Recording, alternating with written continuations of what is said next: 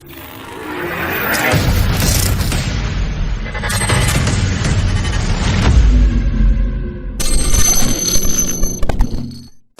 III's pre-season patch 2.6.8 is now live ahead of launch of 20th season. Blizzard's Diablo franchise is one of the most easily recognizable modern gaming franchises, partially because Blizzard does everything they can to keep it modern.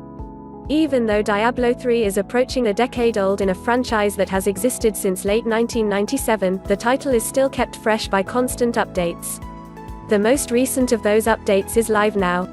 Blizzard refreshes the season every 3 months or so to help keep the gameplay fresh and give players something to continuing striving towards. Each season has its own theme and challenges, often coming with a season-long buff that applies to all seasonal characters. These buffs are often the definer of the way that the season will roll out.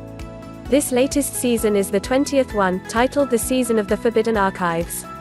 Players will enjoy a buff that allows them to select whatever legendary powers they wish without having them restricted by the category slots within Kanai's cube. Normally restricted to 1 weapon legendary power, 1 for armor, and 1 for jewelry, players will now be free to customize their powers as they see fit rather than by the restrictions given. Of course, that's the season, which won't start for another 10 days or so in mid-March. This current patch is simply the pre-season update to bring the game to the playable build for the upcoming season. So what are the changes being made? There's quite a few coming, including the addition of 3 completely new class armor sets.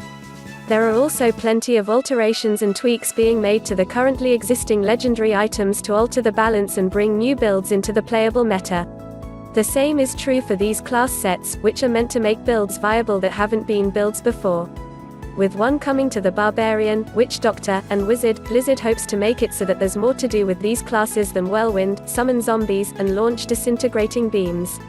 Diablo has enjoyed a great amount of fuel being added to the hype train since the BlizzCon 2019 announcement of Diablo IV, the latest in the franchise and the first edition since Diablo III's release in May of 2012. No, Diablo Immortals absolutely does not count. With so much attention on the franchise to see what direction it moves in, it's an excellent time for the Diablo team to showcase what they can really do in what could be the closing years of the title.